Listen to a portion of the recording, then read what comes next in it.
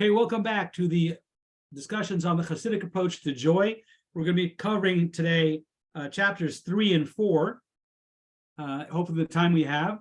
I do want to dedicate tonight's learning to a refuah shlema, a speedy recovery, a speedy and complete recovery, to a friend of mine. His name is Gary. His Hebrew name is Yosef ben Sarah. He's been going through a series of medical challenges and procedures. He's got a long road still ahead of him.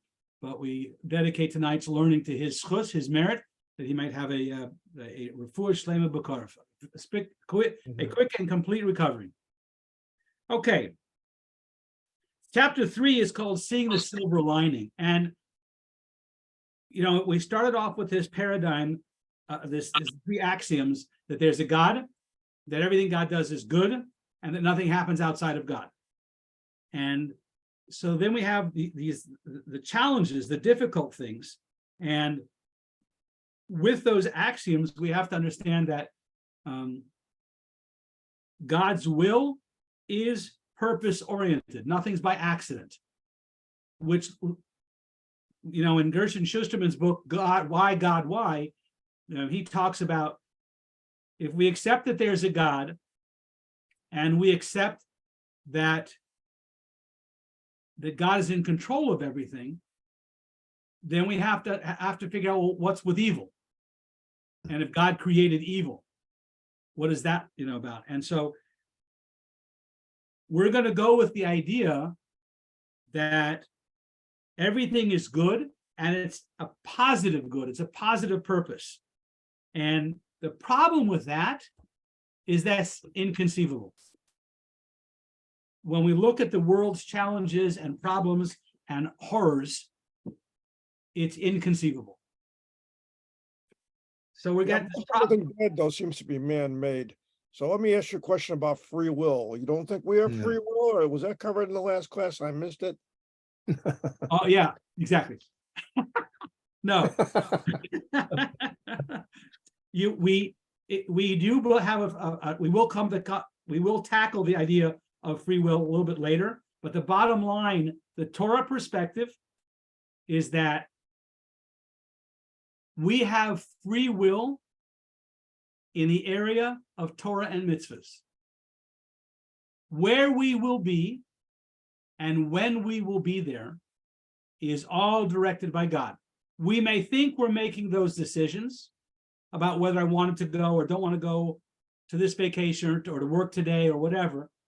We have the illusion of that we're making those decisions, but the real area of free choice is what you choose to do in the area of Torah and mitzvahs. There's a phenomenal book. Well, we've talked about the work of Viktor Frankl in Man's Search for Meaning. We've also talked about Dr. Edith Eger, the book called The Choice. And in this whole concept of logotherapy, they're saying that we can't necessarily control what happens to us. We look at, things that happen in the world. We can't necessarily control what happened to us. There is evil in the world. The question becomes, between stimulus and response, there's this space that we can choose how we're going to think about it, how we're going to react to it. And that's the part that's ours. And that becomes the question of what we'll do. So we do have free will, but not as much as we like to think we have. Bob, come on, go for it.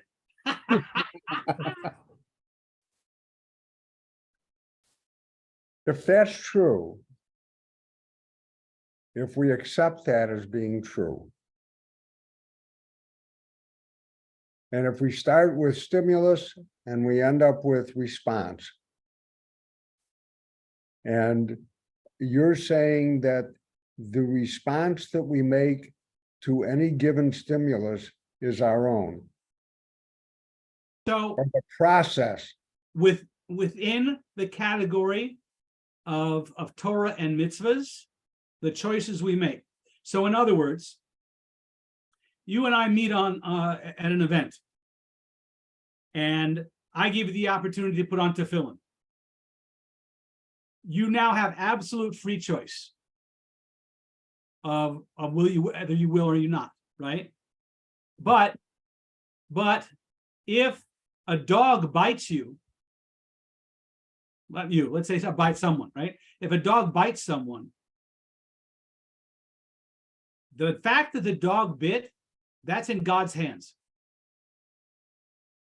But my putting on tefillin is not. That's it, your choice, right? That's the category that we have free choice is in the area of mitzvahs. Will we choose to follow God's Torah and mitzvahs and fulfill them, or will we choose to abdicate responsibility and do something else? But you're not saying that everything that happened is God's will and God is perfect. You're not saying that that only applies in religious aspects. You're saying that applies to everything. Correct. If that applies to everything, that also should apply to the concept of free will. How do you slice that out of a general all-encompassing concept? There's a book on my shelf. I have books on my shelves that are that big too, but okay. That's going to be a different topic. Understanding free will as it applies to the Torah's concepts of free will is a very difficult subject in and of its own, and it's a subject that I don't feel qualified to teach yet. I've delved with it in little pieces, but it is very deep philosophically, and I don't feel qualified to cover that subject. But it is. I apologize for the digression. David. Okay. So I have a kind of a question in relation to choices. Yeah. You might say. Two ways of thinking about something. If you see something bad, you can block it out and ignore it and continue on your path, or do you process the bad and weigh it and make the right choice? Right. So there are choices. There are choices we have in good and evil. But what we want to focus on tonight is that Chassidus teaches us that God's will is purpose-oriented. Nothing is by chance. Nothing is willy-nilly. No such thing as a happenstance. So do I block out the bad because God wishes only good and I should only see good? No. In the book of Eov, we talk about Eov was the one who was challenged by all the negative things that happened in his life, and one of the responses to his wife, who was just saying, let it go already, was that if we can thank God for the good, then we have to be able to thank God for the bad. If we can't thank God for the bad, then what right do we have? If we're going to deny the bad coming from God, then what right do we have to say thank you for the good? Either he is God and he's omnipotent and has all that power, or not. You can't choose. I want to say thank you for the good, and I'm going to say negative for the bad. So what about the Satan that separated from Hashem and gives us evil? That's not from Hashem. Hang on a second. That's not a Jewish philosophy. Oh. That which we call Satan, the Satan, Yeah. and all the evil, is divine. It is of God. It is part of God. It can't exist outside of God, and it's part of God's purpose-oriented choices. So that's one of the difficult parts of this, is that coming to a realization and understanding that yes, it is all perfect. It is all God. We cannot we can't deny evil. It's too in your face. There's too much of it. It's too strong. It's just too, it's there, right? So you can't deny evil. But we can't turn around and say, well, everything is God except for the evil. No, because then you're saying God's not all powerful. God's not everything, right? And that's not a Jewish idea. God is everything, including the evil. And we have to be able to accept, not understand, but accept that the evil also is coming from God. And we want to ask why. We want to understand what that is for. What's the purpose of that? And we'll get into that, right? But we have to, we can't say that the evil is not part of God, because then you're saying God's not all powerful. In which case, why do I thank God for the good and not for the bad? It's still him. Jeff. We see all sorts of examples in Torah where the Jewish people go astray and we get punished. And I mean, there's just what's the name of the guys that always give us a hard time in the Torah? So do we want to say then that the evil that comes upon us is our own doing? I think okay, I'm going to put it to you like this. I think God lets us, be evil. I'm not quite sure why, but yes, I understand by what you mean by it's God's plan, but he could, God probably, if God were to focus on a little piece of sand, it could actually stop an evil act from occurring if God chose to do so. You understand what I'm saying here? Right, but be very, very careful. And one of the stories that I remember that Rabbi Schusterman talks about in his book, there was a family having a picnic. Having a what? A picnic. And the toddler was choking on a hot dog. Dad is a doctor. Dad tries to take it out, is not successful. Dad does the Heimlich maneuver, and he's not successful. He does an emergency tracheotomy, and it's too late. And they lose the child. You told us about this story. And the father blames himself, not only for what actually happened and that he couldn't save the child, but he says, as you started to mention, that he blames himself that he grew up in a religious family and he left it, and God is punishing him. Yeah. You said this before, yeah. Right? And so, number one, that's a disproportionate punishment. That's just not on. That's not okay. I mean, and I can't believe in a God like that. And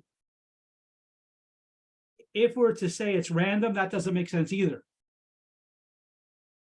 What Torah is saying is that we have a couple of pieces of a 5,000 piece puzzle. We don't understand everything. Our vision is very, very limited. You know, we're human beings in a human world. We don't understand the big picture of everything.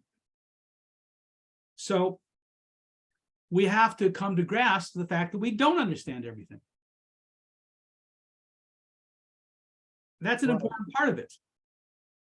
There are causations at work that we don't understand, but my life is like that. There's a lot of stuff I don't understand. My example that led to this story. Yes. I told you about the kid with the armored car. Yeah. Right. So we have to understand that there's stuff going on that we don't understand. Somehow we don't have a problem with physics or science or things that we don't understand working. I mean, I still look at a plane flying and I go, how does that even happen? How does that even work? Right? But I'm not afraid to get in one. So, you know, do I understand all the things that go on in the world? No, I don't. But I still move forward, right? If we can truly appreciate that stuff goes on that we don't understand. Radio waves, microwaves, communication channels across the world, a quark that can instantaneously be, transported out to a satellite. I don't understand any of this stuff, right? But it works.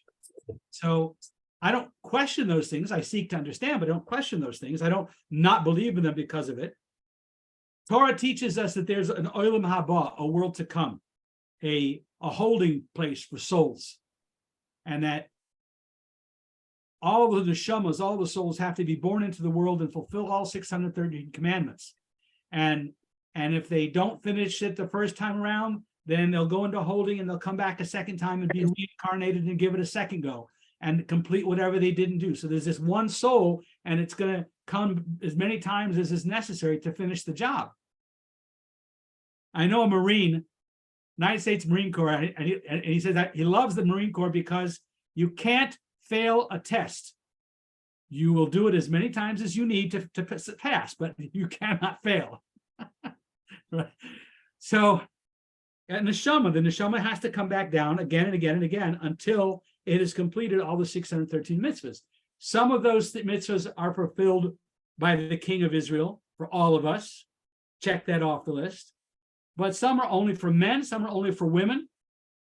Some are only for a Kohen, some are only for a Levi, some are only for the time when the Beis Hamikdash is standing. Our neshama has to keep coming back to get all the pieces completed. Do I understand all that? No, I don't. But No wonder I'm so tired. but that plays into Thank you. that very much plays into the big picture of what happens in this world. There's a story of the Baal Shem Tov, a couple that was childless. They came to the Baal Shem Tov and they asked him for blessings to have a child, and he ignored them. And they went again and again and again to get blessings for a child, and he ignored them until at some point, they refused to leave. And with regret, he blessed them for a child. They went home, they had a child was born, and about the time the child was being weaned, about 2 years old, the child started having a bad illness, and they went running to the Baal Shem Tov for a blessing that the child that he blessed that they should have would be healed. And he gave them a piece of challah from his Shabbos challah, and they went back and they gave it to the toddler. The toddler choked and died. Huh. And now they came screaming at the Baal Shem Tov that you blessed us with this child and now he's gone. And the Baal Shem Tov said, have a seat. Let me tell you a story. And he shares a story about someone who had come into the world not in a Jewish body, and had gone through a number of years and then had converted, gone through a complete conversion, became Jewish, and fulfilled all the mitzvahs possible to do, and became a very holy and religious person, a real tzaddik. When he passed away at a ripe old age, the court on high said, hang on a second. For the first 2 years, he nursed from a non-Jewish woman. When Moses was a toddler and was sent away in a basket, and they brought up an Egyptian nursemaid, he wouldn't suckle until a Jewish woman was brought. This neshama, this soul, has to come back into a body and has to nurse from a Jewish woman to complete its entire cycle. And then it's fulfilled. That neshama, that soul, was the child that was brought into this for this couple. So they're mourning the loss of a child, but the Baal Shem Tov is explaining that this neshama, that's all it needed to finish its work. That's all it needed to finish its existence down in the physical world. It's completed. So you're mourning, but the neshama is complete. And then the Baal Shem Tov said, that's why I never wanted to bless you, because I saw what was coming, and I didn't want to have any part of that, or the pain and the grief and the sorrow that you would go through. But now that you've been through it, go home and you'll be blessed to have many more children, and they'll be healthy. So if we don't see the big picture, if we don't see this world and the next world, we're making judgment calls that aren't real, because we don't have the whole picture. And so it's critical that we have the humility to understand that we don't understand. That doesn't mean don't ask. It doesn't mean not to pursue. We want to pursue the answers. We want to search for the answers. We want to understand. But not to be so haughty to think, I don't understand God, therefore he's wrong. And I was talking with someone just the other day. I think I told you this one about my temper tantrums. Did I tell that last week? I don't remember. I might have missed it. There was a time when I was dealing with my father's Alzheimer's, and it was a time when Dad was very angry because he understood he was losing it, but didn't understand what was going on, and it was a very painful time. And I remember very clearly at some point looking up to heaven and saying, "What the hell are you thinking?" And some people would say that's blasphemous, but when I look at a 2-year-old toddler throwing a temper tantrum, I think, that's kind of cute. that's sweet, right? So I think back on those times when I have my temper tantrums. I think God is looking down at this 63-year-old going, "Cute, Grossman, that's cute." Because in God's eyes, what am I different than a 2-year-old? No, I'm not. I don't understand. So if I get angry because my father is suffering and that causes me anguish, then I'm angry. He can handle that. God can handle that, right? Those are really very special, real emotions, and that's really important. And it's important because if we were, someone asked the Lubavitcher Rebbe, and I'm sure I've said this before, but someone asked the Lubavitcher Rebbe about the Holocaust. And one of the Rebbe's response was, we can't understand. It is inhumanly possible to understand any good or righteousness about the Holocaust. It's not humanly possible. And it must not be humanly possible, because if we could understand, we could come to accept, and we must never accept human suffering. We must never accept human suffering. So if we get angry and rail at God, good, because we're not willing to accept the status quo, and we're going to do everything we can to change it. And that in itself may be the purpose. That in itself may be part of the purpose of the challenges and the suffering, is that we should do everything in our power to rail against it, to fight against it, and to try and find solutions. At the same time, understand we are finite, God is infinite. And we don't understand.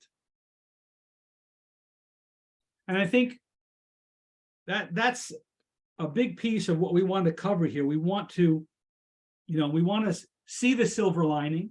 We want to try and understand. We want to try and see the benefits that come to us. And as we discussed last week, so we train ourselves to try and recognize the divine within the physical, the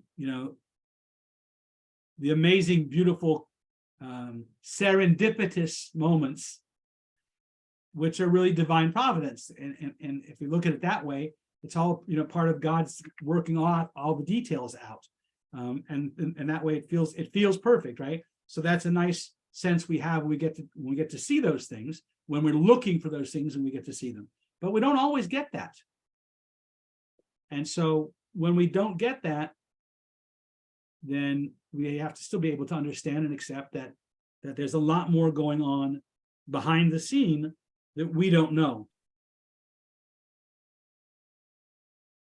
Seeing that where we at in the time, I want to go ahead and dive into chapter 5 for a second.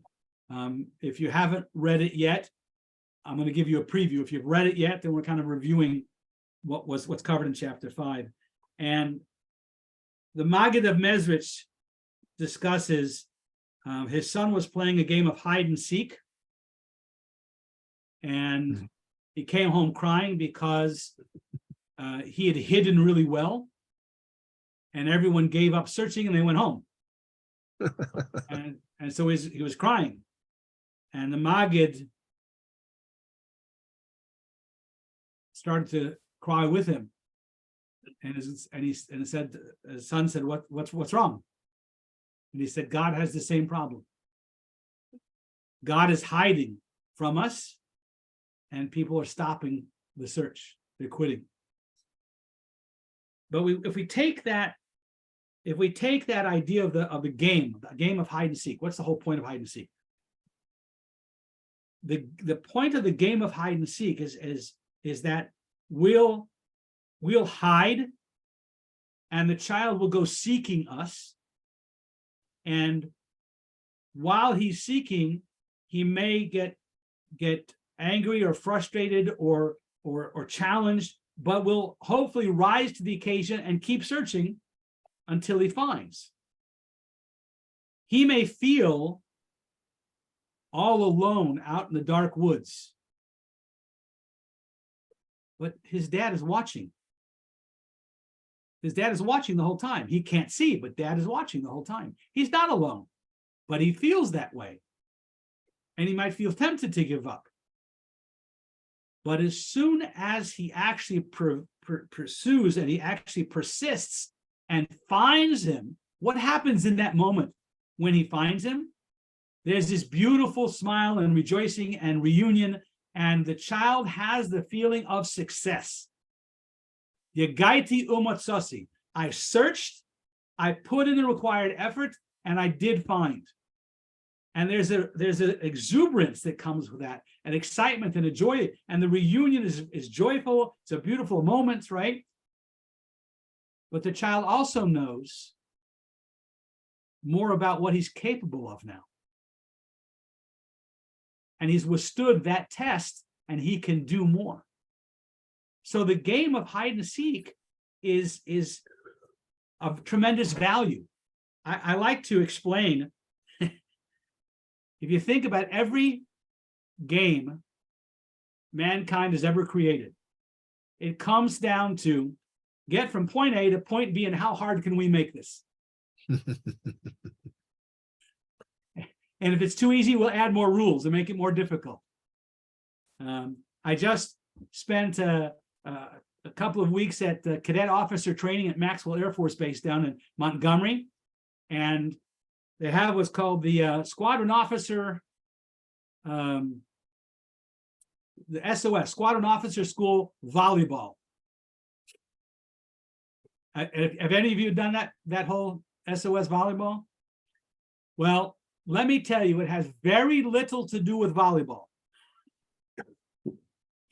It has the trappings of volleyball, but they've added in all these crazy rules about what you have to do and how you have to do it. You have to stand up and salute before you serve, and you have to say the right thing when you serve, and you have to give your score and then their score, and all these rules.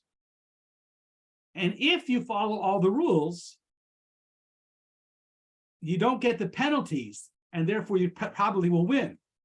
But you can have the best volleyball players. If you're not playing by the rules that they've made up, you can't win, because you're getting losing points at every turn because you didn't salute, you didn't say sir, you didn't call out the score, you know, every turn. So it's not about the volleyball. It's about learning to understand the rules, the regulations, and learning how to play by them, and potentially even use those to your advantage. And that's the Squadron Officer School volleyball game, right? So it's a similar way here, is that for every challenge from point A to point B, whatever challenge we have, the overcoming of that challenge gives us joy, and it gives us encouragement that we can do more than we ever thought possible before. We've said it before, and I'll repeat it here, that an asoyon is a test. It comes from the Hebrew root word lanases, to lift up. Every challenge we face is there to lift us up. Every challenge God gives us is for our benefit. He already knows what we can do, but it's for us to see what we can actually accomplish. And that's every game humanity has. Point A to point B, how hard can we make it? Because that's fun. And that's where we grow, and that's where we learn, and that's where we become capable of so much more.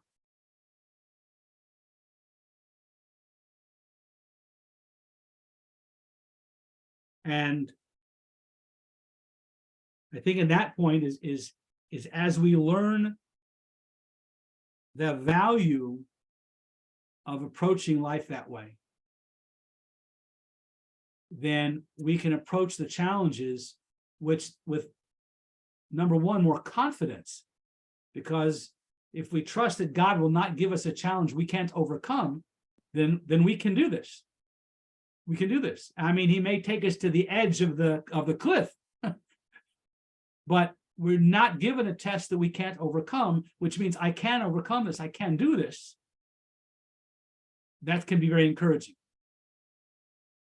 But it will be a challenge. It will be a test, and it will take us to the very edge of what we thought we were capable of, to prove us that we are capable of much more. But sometimes don't you have to change your perspective because there are things that you can't accomplish, such as cancer. You can treat it now and you can do certain things. But in the long run, if you have an invasive cancer that's immune now to your treatments, you're not going to be able to overcome it. So you have to change your perspective that this is what is meant. And whatever life that you lived before that you lived it well. So changing your perspective, how you look at it.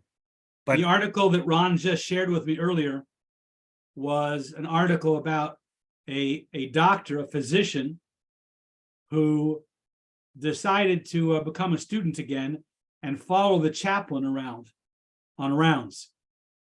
And one of the questions they were dealing with was, if you have a patient who's a very religious patient, and they're refusing treatment because God will take care of them, the chaplain can have that opportunity to ask the question, God may take care of you, but maybe you need to be asking how. Maybe it's not God cure you, but God should give you the strength to get through this, right? We look at, there's a story about Israeli soldiers who they were all wounded. They were all amputees some way or another. And they had been granted an opportunity to travel to America. And it was a vacation trip for them with a lot of support to help encourage them. And while they were there, someone organized that they should have a chance to visit the Lubavitcher Rebbe in Brooklyn. And when the Rebbe was speaking with them, the Rebbe said that no one's asked my opinion on this one, but that's never been a Jewish thing to avoid giving our opinion because we weren't asked. So he wants to contend with the title disabled vets, because his opinion is that the Torah perspective tells us we don't get a challenge that we can't overcome, meaning that if you can accomplish what you need to in your life without the same equipment that everybody else has, you're not disabled. You are higher able. You are mitzionim. You are exquisite ones, or the exceptional ones, because you can do what you have to do with less than everyone else. And therefore, you should be called the mitzionim, the exceptional ones. It's a perspective. if we understand that everything we're given, the challenge that we face is that those that are God is helping us to reach higher plateaus, then that perspective can then support us in going higher and farther than we ever imagined possible. But we have to come with that perspective. We have to be able to see life from that perspective to be able to then appreciate it as well. And one of my favorite posters from when I was a teenager was, it's hard to remember you came to drain the swamp when you're up to your armpits in alligators. Mhm. Yeah, I don't remember it being armpits, but yeah. Alarming.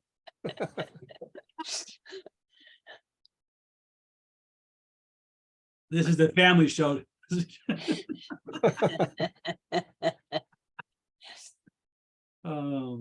So, thoughts from tonight's discussion.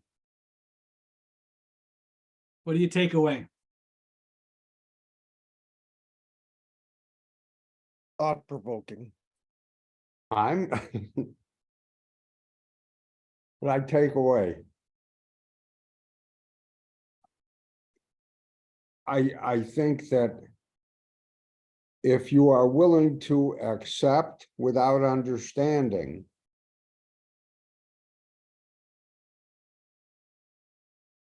I think it can make your life much easier. Not easier in the sense more affluent or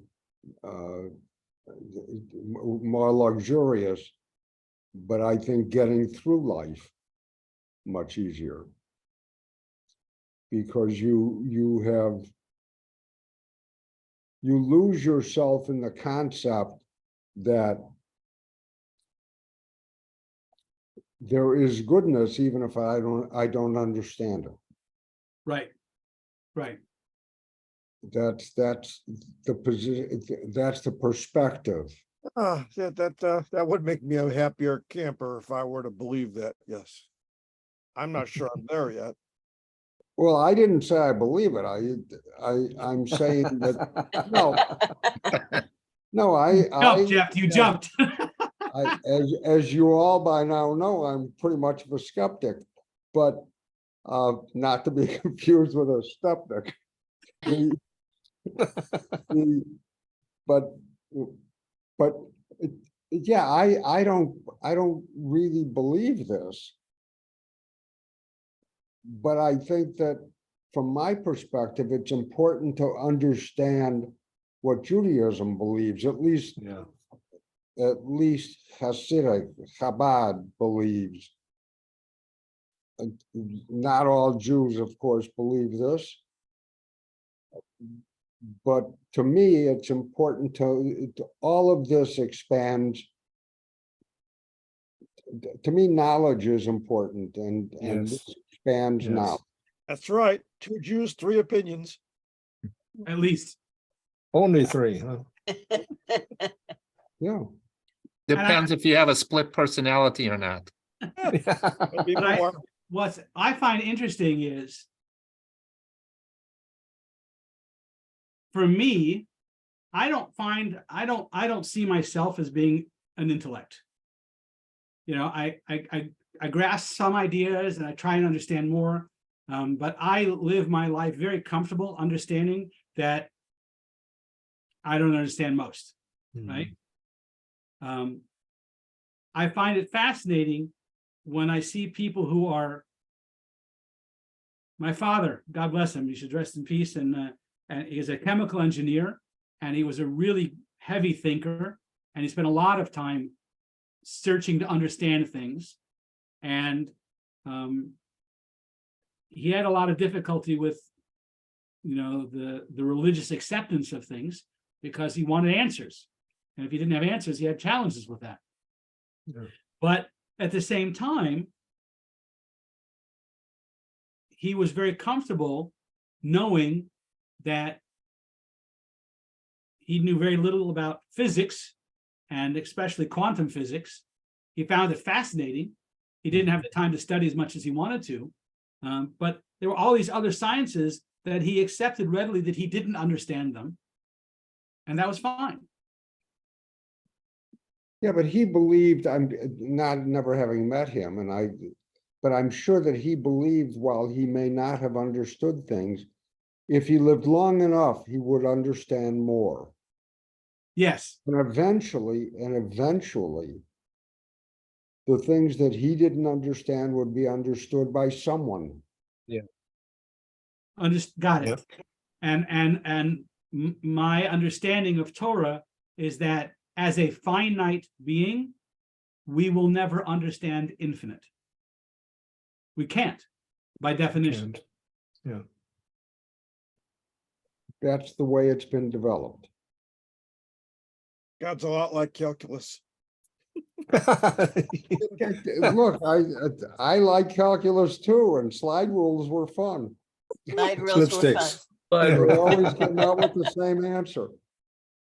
I remember a time when calculators, came out, the Mm. first calculators too. came out, Yeah. and my dad could still beat me with a slide rule, hands down. Mhm.